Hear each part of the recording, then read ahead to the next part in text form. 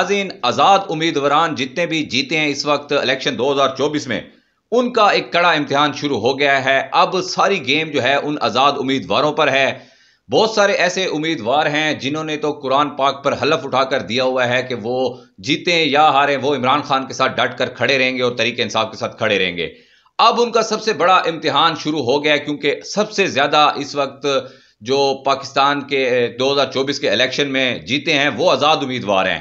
पहली दफा हुआ है कि किसी पार्टी के बगैर कोई आज़ाद उम्मीदवार इतनी बड़ी तादाद में जीते हो। तो सबको पता है कि तरीके इंसाफ का बल्ला लिया गया था, वो एक लंबी बहस है। तो तरीके इंसाफ ने जिस तरह आज़ाद उम्मीदवार अपनी हिमायत याफ्ता खड़े किए, तो ये तो अंडरस्टूड सी बात है कि वो आज़ाद उम्मीदवार जो हैं वो तरीके इंसाफ के हैं। लेकिन इस यहाँ पे एक चीज़ बड़ी अहम है कि वो आज़ाद उम्मीदवार जो कि तरीके इंसाफ के बगैर थे, अदर दैन तरीके इंसाफ थे, वो अब किस पार्टी में जाएंगे। तो वो डेफिनेटली जो हैं इस वक्त उनको तो नून लीग में शामिल करवाया जाएगा, चाहे कुछ भी हो जाए। तो उसमें से 6 उम्मीदवार ऐसे हैं जिन्होंने नून लीग की हमायत का ऐलान कर दिया है और उन्होंने कहा कि हम जो है इलेक्शन जीत गए हैं और हम जो है नून लीग में शामिल होने जा रहे हैं। उनमें से एक जो राजनपुर के हैं आज़ाद उम्मीदवार, वो राजनपुर से है। उनका ये कहना था कि मैं क्योंकि रियासत से प्यार करता हूं तो मैं इसलिए नून लीग में जा रहा हूं।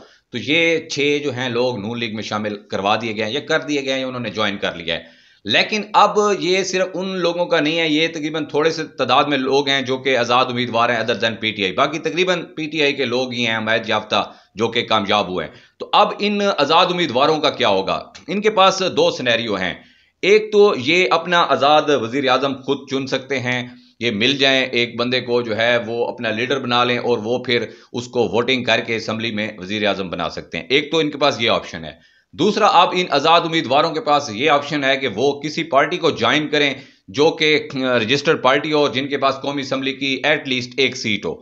तो वो उसको ज्वाइन करके तो उस पार्टी का वज़ीर आज़म बनाने में अपना किरदार अदा कर सकते हैं। तो और तीसरा ऑप्शन उनके पास जो है वो और कोई नहीं है। ये 2 ऑप्शन है इनके पास, इनमें से इन्होंने एक चूज करना है और उसके लिए बड़ा शॉर्ट टाइम है उनके पास। अब देखना यह है कि तरीके इंसाफ के पास इनके लिए क्या ऑप्शन मौजूद हैं। तरीके इंसाफ 2 तरह का जो है मामलात में ये सोच रही है। एक तो तरीके इंसाफ ये सोच रही है कि अपना एक आज़ाद जो है वज़ीर आज़म बना दिया जाए और फिर हम उस दौरान जल्दी से जितना जल्दी हो सके एज सुन एज पॉसिबल हम इंट्रा पार्टी इलेक्शन करवा लें पाकिस्तान तरीके इंसाफ के, और फिर उसके बाद हम पार्टी में जम होकर तो पार्टी की हुकूमत तरीके इंसाफ की दोबारा बना लेंगे। एक तो ऑप्शन ये इसके ऊपर गौर किया जा रहा है। दूसरा ऑप्शन ये है कि इनकी जो हमायती जमात है मजलिस वहदतुल मुस्लिमीन, जिसका हमने आपको पहले से ही बता दिया था कि मजलिस वहदतुल मुस्लिमीन इनके साथ खड़ी भी रहेगी और आखिर में शायद इनके साथ ही मिलकर हुकूमत बनाई जाएगी।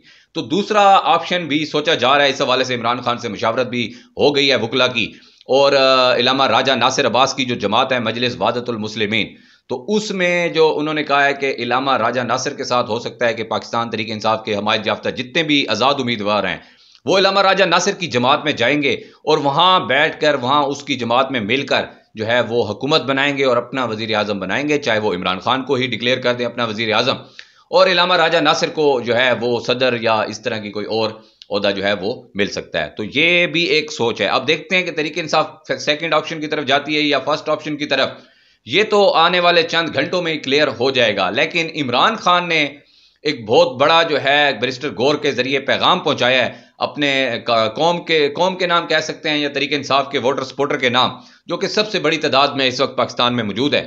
इमरान खान ने कहा है कि आपने डटे रहना है, आखिरी टाइम है, वक्त है, इसमें आपने हिम्मत नहीं हारनी, हम हकीकी आज़ादी के बहुत ज़्यादा करीब हैं और इंशाअल्लाह आपने घबराना नहीं है। केपीके में तो हमारी हुकूमत ऑलमोस्ट बन गई है और अब जो है हम पंजाब में भी हुकूमत बनाएंगे, बलोचिस्तान में भी हुकूमत बनाएंगे और उन्होंने कहा है कि हम मरकज़ में भी हुकूमत बनाएंगे। और हो सकता है इमरान खान ने कहा है कि हमारी पूरी कोशिश है कि हम कराची की हुकूमत भी जो है वो भी लेंगे। तो ये इमरान खान ने तो एक बड़ा खतरनाक समझ लें कि बयान दे दिया, जिससे उसके मुखालफिन जो है वो बड़े घबरा गए हैं कि हम क्या सोच रहे हैं, हम बंडरबाट कर रहे हैं और पाकिस्तान की आवाम को दोबारा PDM2 का जो है हम वो दे रहे हैं, PDM2 का तोहफा देने जा रहे हैं। तो अब इमरान खान तो अपनी हुकूमत बनाने के लिए जा रहा है, हमें फिर एक दफा जो है ट्रक की बत्ती के पीछे लगाया जा रहा है, जिससे पहले ही हमारी बड़ी रुसवाई हुई। जिस तरह अगर आप खौफ आता है कि शहबाज शरीफ की जो 16 से 18 माह की हुकूमत थी उससे अगर आप सोचें भी तो हर पाकिस्तानी को खौफ आता है। तो पाकिस्तानी अवाम बड़ी परेशान है जब से ये बंदरबांट और नवाज शरीफ ने विक्ट्री स्पीच किया है। उसके बाद सबसे ज्यादा अगर कोई परेशान है तो वो पाकिस्तान के गरीब लोग हैं जिन्होंने शहबाज शरीफ या PDM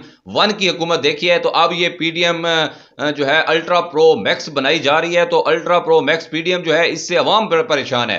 बाकी कोई हो ना हो, सबसे ज्यादा जब हमारी बात होती है लोग बड़े परेशान हैं। वो कहते हैं कि हमने अल्लाह अल्लाह करके मनते मान के PDM की हुकूमत खत्म करवाई थी शहबाज शरीफ की, जिसने वो रंग दिखाया कि पाकिस्तान की आवाम की चीखें निकल गई, डॉलर आसमान पे पहुंच गया, पेट्रोल। और पाकिस्तान में एक चीज जहां ऊपर चली जाए तो फिर वापस आना जो है वो बड़ा मुश्किल होता है। तो वो शहबाज शरीफ हमारे साथ करके गए हैं कि अवाम की बद्दुआएं, उनका हाल देखा है कि कोई एक सीट भी नहीं निकाल सका, तो फिर धांधली करनी पड़ी है। तो अब पाकिस्तान की आवाम तो इस तरह से बड़ा बड़ा ज्यादा इस वक्त वर्ल्ड है कि इस वक्त अगर दोबारा PDM 2 या PDM अल्ट्रा प्रो मैक्स बन जाती है तो फिर पाकिस्तान का क्या हाल होगा। तो एक तरफ तो वो PDM 2 बनाने के चक्कर में और दूसरी तरफ इमरान खान हुकूमत बनाने के चक्कर में। और इमरान खान ने बड़े कॉन्फिडेंस के साथ कहा है कि हम हुकूमत बनाएंगे, कोई रोक सकता है तो रोक ले।